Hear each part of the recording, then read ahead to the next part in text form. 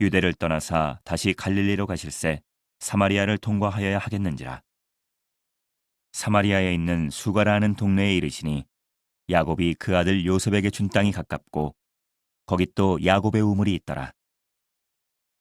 예수께서 길 가시다가 피곤하여 우물 곁에 그대로 앉으시니 때가 6시쯤 되었더라. 사마리아 여자 한 사람이 물을 기르러 왔음에 예수께서 물을 좀 달라 하시니 이는 제자들이 먹을 것을 사러 그 동네에 들어갔음이라라. 사마리아 여자가 이르되 당신은 유대인으로서 어찌하여 사마리아 여자인 나에게 물을 달라 하나이까 하니 이는 유대인이 사마리아인과 상종하지 아니함이로라. 예수께서 대답하여 이르시되 내가 만일 하나님의 선물과 또 내게 물 좀 달라 하는 이가 누구인 줄 알았더라면 내가 그에게 구하였을 것이요 그가 생수를 내게 주었으리라. 여자가 이르되 주여 물 기를 그릇도 없고 이 우물은 깊은데 어디서 당신이 그 생수를 얻겠사옵나이까. 우리 조상 야곱이 이 우물을 우리에게 주셨고 또 여기서 자기와 자기 아들들과 짐승이 다 마셨는데 당신이 야곱보다 더 크니이까. 예수께서 대답하여 이르시되 이 물을 마시는 자마다 다시 목마르려니와 내가 주는 물을 마시는 자는 영원히 목마르지 아니하리니 내가 주는 물은 그 속에서 영생하도록 솟아나는 샘물이 되리라. 여자가 이르되 주여 그런 물을 내게 주사 목마르지도 않고 또 여기 물 기르러 오지도 않게 하옵소서. 이르시되 가서 내 남편을 불러오라. 여자가 대답하여 이르되 나는 남편이 없나이다. 예수께서 이르시되 내가 남편이 없다 하는 말이 옳도다. 너에게 남편 5이 있었고 지금 있는 자도 내 남편이 아니니 내 말이 참되도다. 여자가 이르되 주여 내가 보니 선지자로소이다. 우리 조상들은 이 산에서 예배하였는데 당신들의 말은 예배할 곳이 예루살렘에 있다 하더이다. 예수께서 이르시되 여자여 내 말을 믿으라. 이 산에서도 말고 예루살렘에서도 말고 너희가 아버지께 예배할 때가 이르리라. 너희는 알지 못하는 것을 예배하고 우리는 아는 것을 예배하노니 이는 구원이 유대인에게서 남이라. 아버지께 참되게 예배하는 자들은 영과 진리로 예배할 때가 오나니 곧 이때라. 아버지께서는 자기에게 이렇게 예배하는 자들을 찾으시느니라. 하나님은 영이시니 예배하는 자가 영과 진리로 예배할지니라.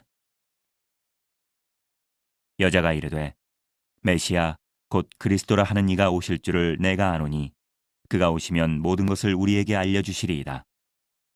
예수께서 이르시되 내게 말하는 내가 그라 하시니라. 여러분은 첫사랑이라고 하면 어떤 생각이 드십니까? 이미 다 잊어버린 이야기이자 의미 없는 이야기입니까? 이반 투르게네프라는 러시아 작가의 자전적 소설이 있습니다. 자기 자신의 실제적인 경험을 바탕으로 한 소설입니다. 그 첫사랑이라는 그런 책에 나오는 구절 하나를 읽어드리겠습니다. 나는 이미 단순한 어린 소년이 아니라 사랑에 빠진 남자였다. 그날부터 나의 열정이 시작되었다고도 말했다. 그러나 바로 그날부터 나의 고통도 시작되었다고 덧붙여 말할 수 있을 것이다.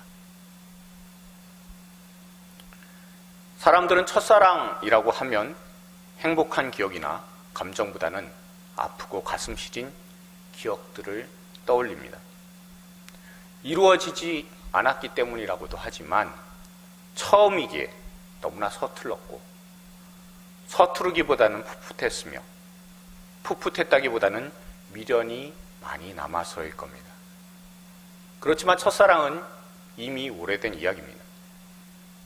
단 한 번의 열병처럼 지난 이야기이기 때문에 그리고 지금의 삶이 너무나 급하고 바쁘기 때문에 그리고 지금처럼 감염병으로 정신이 없는 때에 첫사랑이라고 하는 이야기는 너무나 안 어울리는 것처럼 여겨집니다.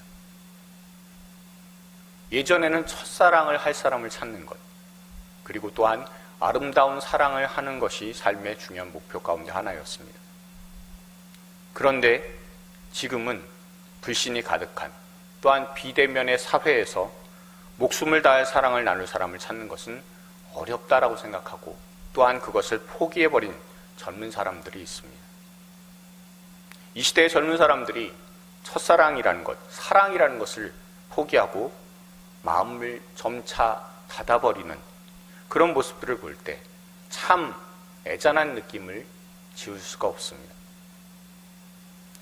오늘 우리가 본문에서 보면요, 애잔함이라는 것을 넘은 스스로의 힘으로는 도저히 어떻게 살아갈 수가 없는 체념한 듯한 한 여인을 만나게 됩니다.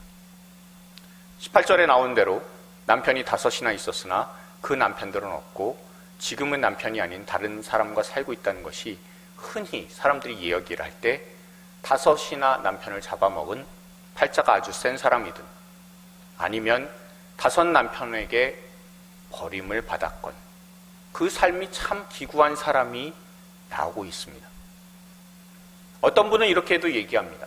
남편 5명을 갈아치운 대단한 여자라고, 자기 마음대로 살아본 여인이다라고 말씀하시는 분들도 있습니다만, 그러나 예수님 당시의 유대인 관습을 아는 사람이라면 당시 사람들이 얼마나, 그 당시의 여인들이 얼마나 수동적인 삶을 살았는지 알기 때문에 그렇게 말을 할 수는 없습니다. 정말 불행한 삶을 살았다라는 의미가 바로 5 남편이 있었다라는 그런 말씀입니다. 전에도 제가 말씀을 드린 것처럼 사랑하다의 반대말은 여러 가지가 있습니다. 미워하다가 있고요, 싫어하다도 있고, 버리다, 이용하다도 있습니다. 그런데 그 많은 의미들 가운데서 가장 슬픈 말, 가슴 아픈 말은 사랑했었답니다. 정말 마음 한켠이 시린 말이 사랑했었다 아닙니까? 과거 아닙니까? 그런데 예수님께서는 바로 이 여인의 가장 아픈 상처를 찌르시는 겁니다. 그래, 너한테는 5 남편이 있었지라는 겁니다. 특히 이 여인이 살고 있는 지역은 사마리아입니다. 사마리아는 유대 입장에서 보았을 때 버림받은 저주의 땅입니다. 이스라엘은요, 하나님의 선택, 그리고 그 선택에 의한 혈통, 그러니까 그 피를 굉장히 목숨처럼 중요히 여기는 사람들입니다. 그런데 이스라엘이 남북으로 갈라졌습니다. 그리고 북이스라엘이 역사상 가장 포악했었던 아수르에게 유린을 당하면서 이방인의 피가 섞이게 되었습니다. 그러자 유대인들은 사마리아 사람들, 사마리아 지역에 있는 사람들을 개처럼 여겼습니다.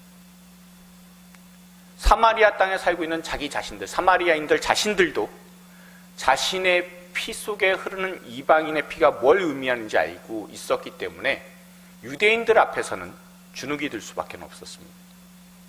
그리고 하나님으로부터 우리는 버림받았다, 그렇기 때문에 떳떳하지 못하다라는 생각을 가지고 위축된 삶을 살았다라고 합니다.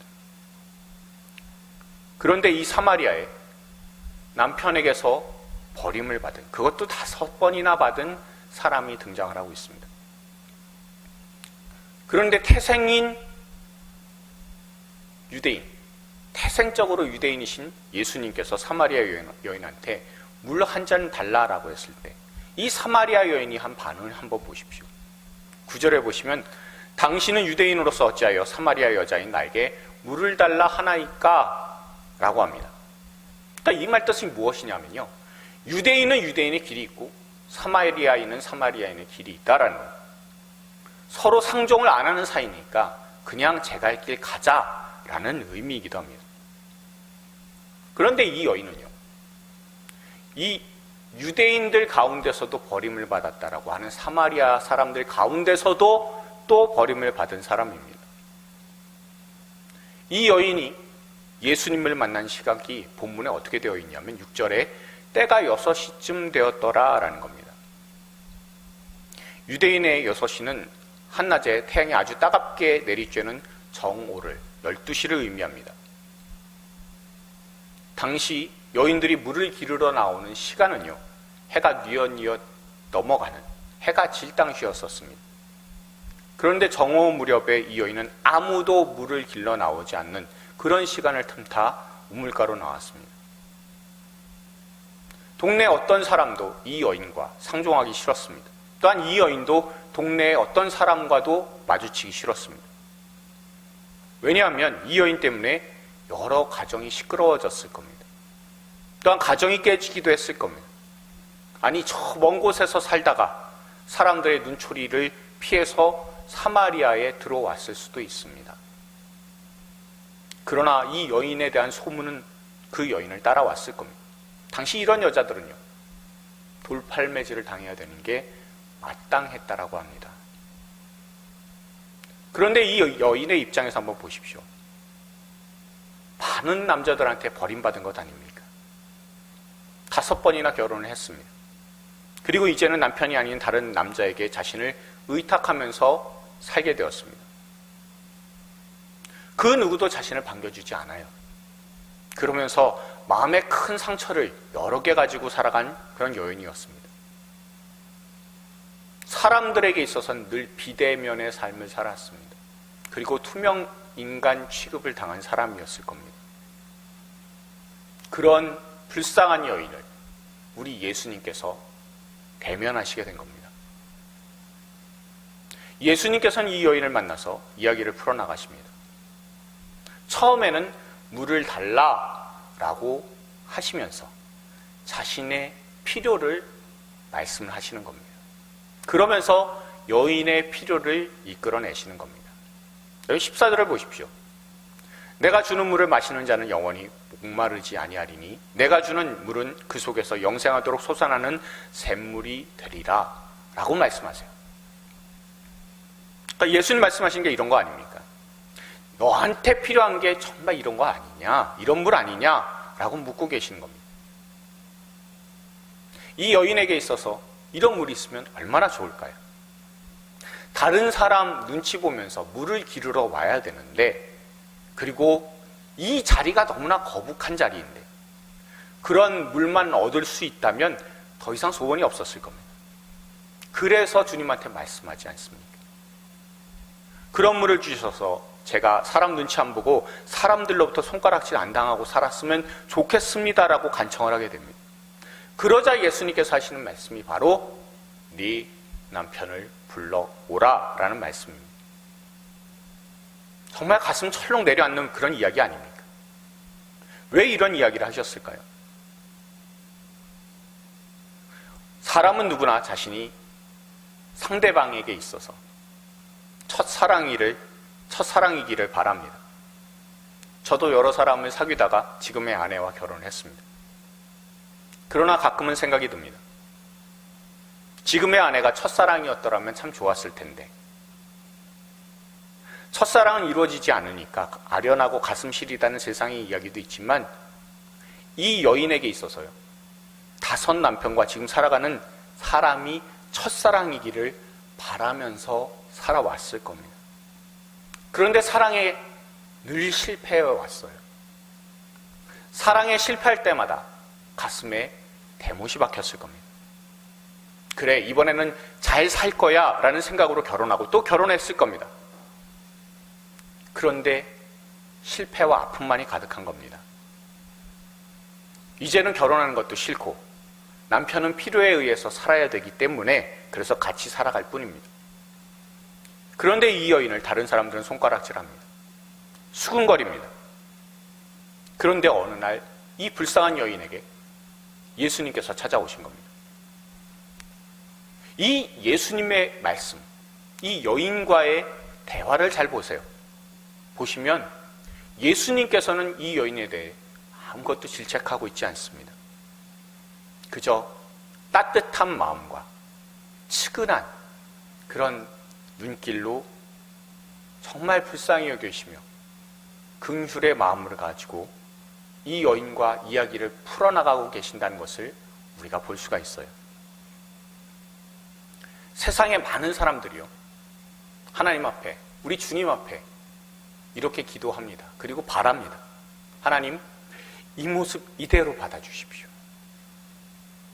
우리가 이렇게 기도할 수 있는 이유는요, 이 모습 이대로 받아주시는 예수님이시고 우리 하나님이시기 때문에 우리가 그렇게 기도하며 마음에 소원들을 가지고 있습니다. 그런데 저와 여러분은 이 모습 이대로라고만 하지 말아야 됩니다.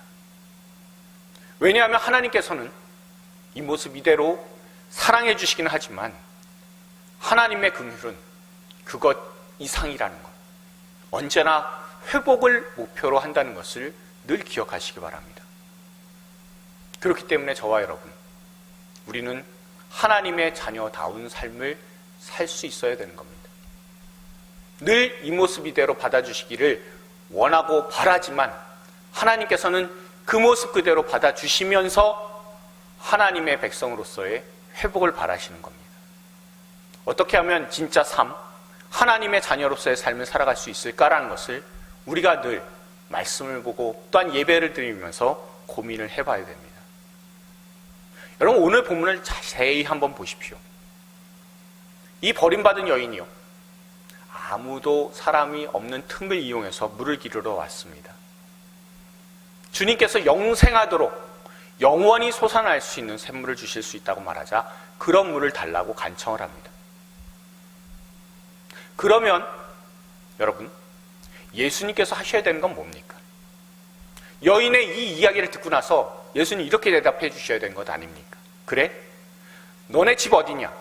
내가 가서 너네 집 앞마당에다가 내가 우물을 설치해 주리라 라고 말씀하셔야 되는 겁니다. 예수님께서 그렇게 여인의 집 앞마당에다가 우물을 설치를 해 주시면 다른 사람 눈치 보면서까지 물 기르러 오지 않아도 되잖아요. 그런데 하나 생각해 보십시오. 예수님께서 정말 그 여인의 집 앞마당에 우물을 설치를 해 주셨다면, 그러면 그 여인은 하나님의 자녀다운 삶을 살 수 있었을까요? 저와 여러분이 착각하지 말아야 되는 게 있습니다. 내 소원이 다 이루어진다 하더라도 하나님의 자녀다운 삶과 진짜 행복은 이루어지지 않을 수도 있다는 겁니다. 다시 한번 강조해서 이야기합니다. 내 소원이 이루어진다고 해서 내가 하나님의 자녀다운 삶을 살고 나의 진짜 행복이 이루어질 수 있다? 그것은 착각입니다. 주님께서 여인에게 찾아오셔서 대화를 길게 하시는 이유가 있습니다. 바로 그것 때문입니다. 예수님께서 너에게 남편 5이 있었고 지금 있는 자도 내 남편이 아니니 네 말이 참되도다 라는 말씀에 여인은 정신이 번쩍 들었을 겁니다. 그리고 네 남편을 데리고 와라, 불러와라 라는 말이 자신의 위치를 분명히 깨닫게 만들었을 겁니다. 그리고는 물질이 사람의 자신을 행복하게 해주고 채워주지 않는다는 사실을 깨닫게 되었을 겁니다. 또한 인간관계가 자기 자신을 행복하게 만들어주지 못한다는 것도 깨달았을 겁니다. 그러니 이제는 이 여인이 자신에게 있어서 가장 시급한 것을, 가장 중요한 것을 예수님께 물어볼 수밖에 없게 되었습니다. 이 여인의 질문이 무엇인지 여러분 20절입니다. 우리가 20절을 다시 한번 읽어보도록 하겠습니다. 읽습니다. 우리 조상들은 이 산에서 예배하였는데 당신들의 말은 예배할 곳이 예루살렘에 있다 하더이다. 아멘. 여러분, 너무나 놀라운 내용 아닙니까? 이 여인에게 있어서 가장 중요한 것은 물입니까? 아닙니다. 예배입니다. 이 여인에게 있어서 가장 중요한 것은 예배다라는 것이 이제 나왔습니다. 여러분, 예수님께서 하신 14절에 내가 주는 물은 마시는 자는 영원히 목마르지 아니하리니 내가 주는 물은 그 속에서 영생하도록 솟아나는 샘물이 되리라 라고 하신 말씀을 우리가 공동번역으로 한번 읽어보도록 하겠습니다. 읽습니다. 내가 주는 물을 마시는 사람은 영원히 목마르지 않을 것이다. 내가 주는 물은 그 사람 속에서 샘물처럼 솟아올라 영원히 살게 할 것이다 하셨다. 아멘. 영원히요. 이 영원히라는 것은 사람의 몸으로서는, 사람의 생각으로서는 전혀 상관없는 내용입니다. 다시 말하면 이 영원이라고 예수님께서 강조하시는 이 말씀은 여인의 영적인 부분에 있어서, 여인의 가장 중요한 부분에 있어서 필요한 것이 무엇인지 자극하시면서 말씀을 하고 계시는 겁니다. 당시에 사마리아 사람들은요, 피가 섞였기 때문에 예루살렘 성전에 출입하는 게 통제되었습니다. 예루살렘 성전에 들어가질 못해요. 그리고 옛날에 예루살렘 성전을 지을 때 방해를 한 과거도 있습니다. 그러니까 성전에 출입할 수가 없습니다. 그래서 이 사람들이 사마리아에 독자적으로 사마리아 성전을 지었습니다.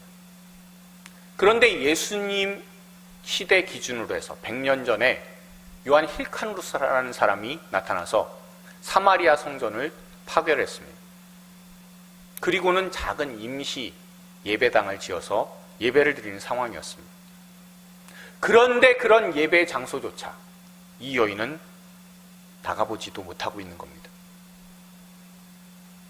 세상에서 살아가면서 6남자를 만나보고 이 땅에서 채워줄 수 있는 사람이 아무도 없다는 것을 알게 되었을 겁니다. 자신이 아무리 물질을 소중히 여기고 인간관계를 중요하게 여기면서 살아왔지만 그것들이 절대 여인을 사랑해주지 않았다는 겁니다. 끊임없이 물질과 인간관계를 위해서 노력을 기울이고 자신이 최대한 희생을 했지만 물질이든 인간관계든 그 어떤 것도 자신에게 보답을 해준 것이 없었습니다. 이 물질과 인간관계, 이 세상의 것은 여인한테 희생만 강조를 했습니다. 그러나 물질이든 인간관계든 그 어떤 것도 자신을 위해서 희생해 준 것은 아무것도 없었습니다. 이제는 자기가 생각했을 때 나를 위해서 살아주실 것 같고 나를 위해서 모든 것을 해주실 것 같은 분은 하나님밖에는 없고 나를 이 모습 이대로 받아주실 분은 하나님밖에는 없는 것 같은데 그렇게 예배하러 나가고 싶은데 그 예배하는 곳에 나갈 수가 없으니까 참 답답한 겁니다.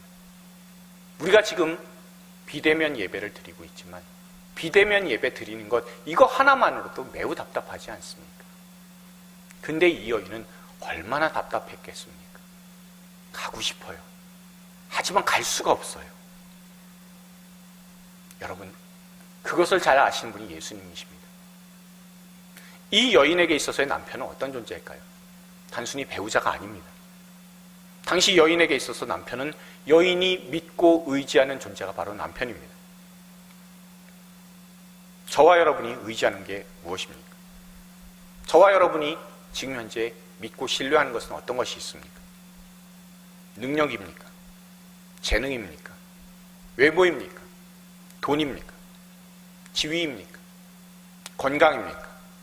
아니면 자녀입니까? 사업입니까?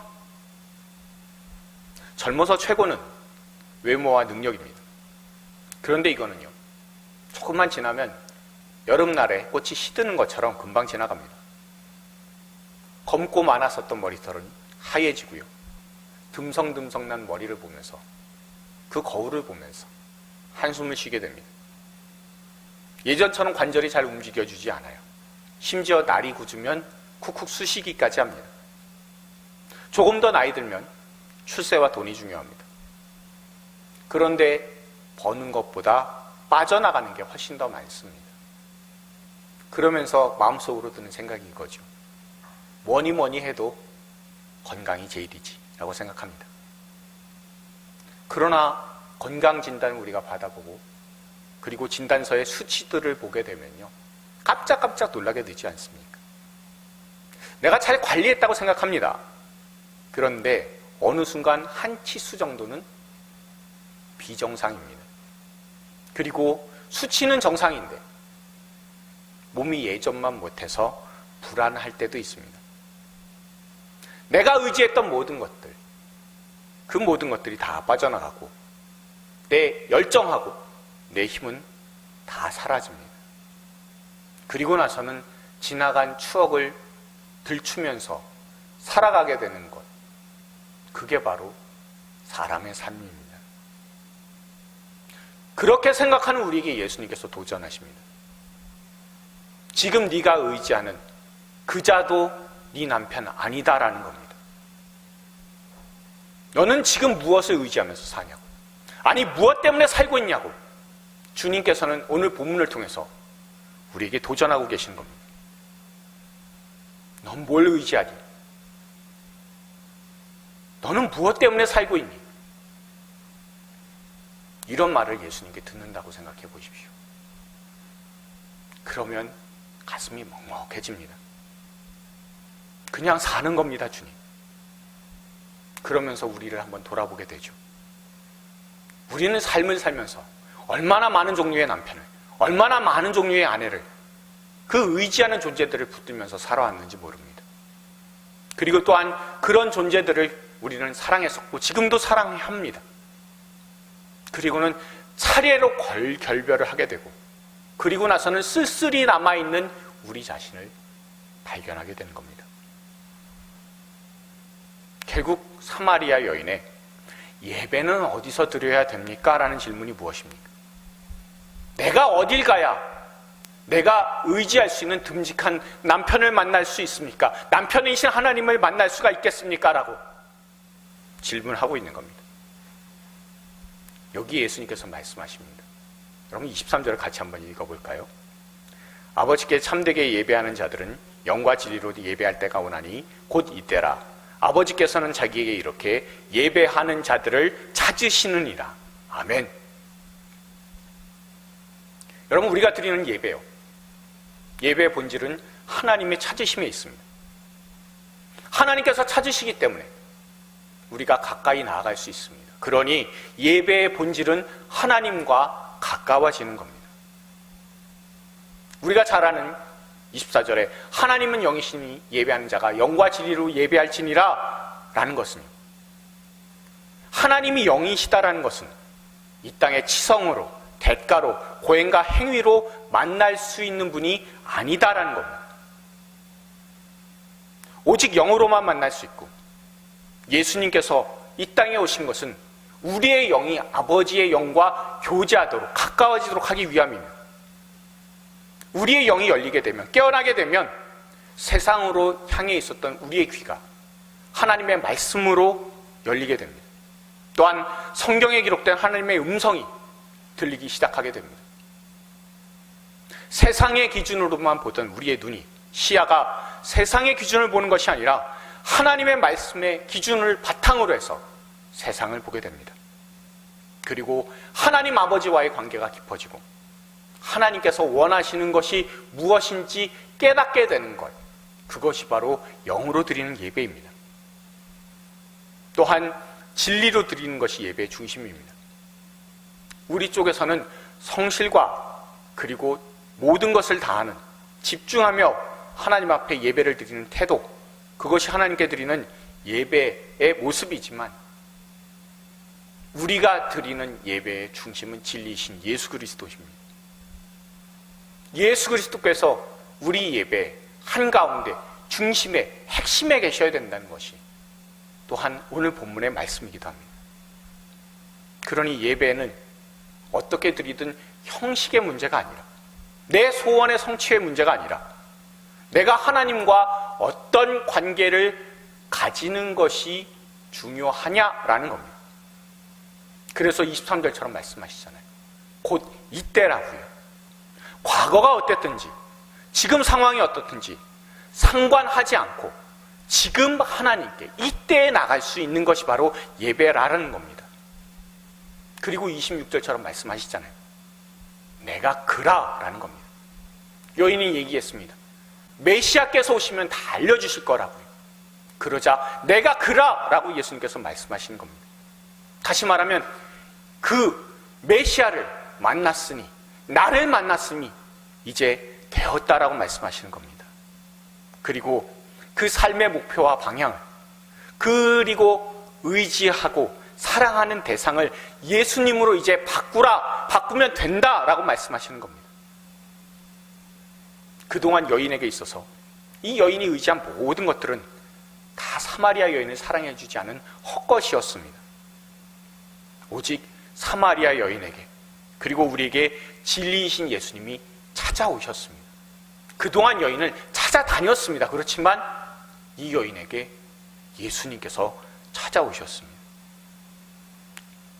우리에게 찾아오신 이 예수님은 직접 오셨고 자신의 목숨을 내어주신 진리이십니다. 그 진리이신 예수님의 사랑으로 인해서 우리가 하나님을 만나 가까이 교제하고 온전히 예배드릴 수 있는 삶을 살 수 있게 되었다는 겁니다. 여러분, 사마리아 여인에게 있어서 예수님은 어떤 분입니까? 남자로 따지면 7번째 남자입니다. 그동안 6 남자에게 항상 버림만 받았습니다. 이용만 당했습니다. 늘 사랑하고 사랑받기보다는 그 사랑이 과거였던, 사랑했었던 사람이었습니다. 그러나 예수님께서 말씀하십니다. 지금이 바로 예배 드릴 때다라고. 내가 너의 경배의 대상이자 내가 너의 의지할 대상이라고.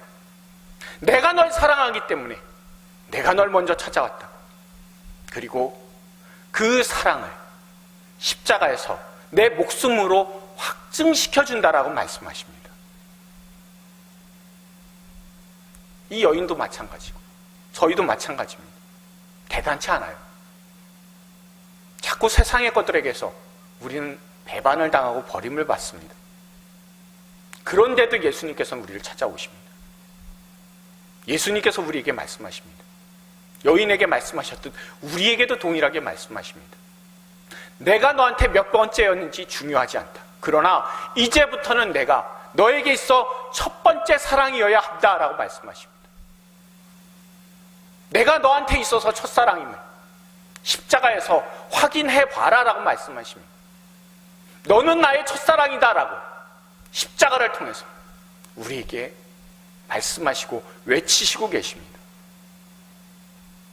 사마리아 여인이든 저와 여러분 같은 사람들을 하늘 보자 버리시고 이 땅에 찾아오셔서 사마리아 여인을 만나시듯 우리를 대면해 주셨습니다.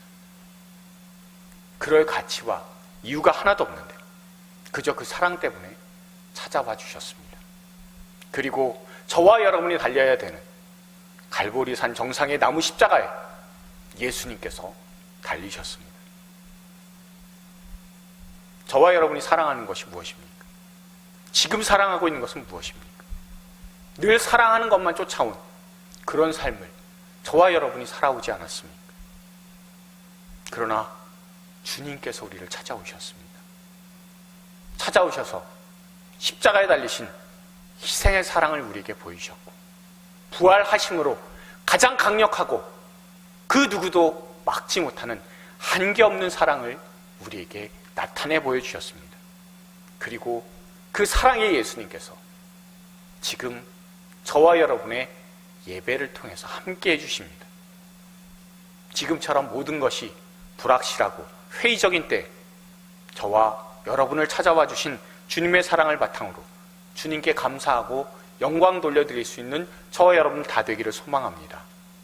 그리고 그 예수님께 영과 진리로 예배드리는 것이 바로 주님을 사랑하는 것이다라는 것을 기억하고 늘 예배로 주님의 귀한 축복을 누리실 수 있고 그 예배를 통해서 주님을 늘 사랑할 수 있는 저와 여러분들 다 될 수 있기를 소망합니다. 우리 주변에 계신 분들한테 이렇게 격려해 주시길 바랍니다. 당신은 주님의 첫사랑입니다. 한 번만 더요. 주님의 사랑은 찾아와 주시는 사랑입니다. 마지막으로 한 번만 더 하겠습니다. 예배로 사랑의 주님과 늘 동행합시다. 이 사랑으로 찾아와 주신 예수님께 감사하며 그 사랑을 주님께 늘 올려드리며 첫사랑이신 그 예수님께 늘 감사하면서 살아가는 저와 여러분들 다 될 수 있기를 주님의 이름으로 축원드립니다. 기도하시겠습니다. 사랑해 주님 감사합니다. 주님께서 우리를 찾아와 주셨습니다. 찾아오신 그 사랑 때문에 또한 우리를 최고로 알고 계시고 우리에게 베풀어진 첫사랑 때문에 우리가 살게 되었다는 것, 우리가 사랑받는 사람이 되었다는 것, 우리가 다시 한번 깨닫습니다. 우리는 세상에 우리가 사랑할 대상들을 찾지만 그 사랑의 대상으로부터 늘 배반당했습니다. 늘 버림을 받았습니다. 그러나 예수님께서는 우리를 버리지 아니하시고 우리를 끝까지 사랑하셔서 십자가에서 목숨을 주셨습니다. 이렇게 사랑해 주신 우리 주님을 우리의 첫사랑으로 우리가 늘 기억하며 늘 그 예수님을 향해서 나아가며 늘 예수님의 그 사랑에 목말라 하며 그 예수님의 사랑만 의지하고 바라는 저와 우리 성도님들 다 될 수 있도록 주님께서 도와주옵소서. 예배로 사랑의 주님과 늘 동행하는 저와 우리 성도님들 다 되도록 주님께서 은혜와 은총을 허락하여 주옵소서. 예수님의 이름으로 기도드렸습니다. 아멘.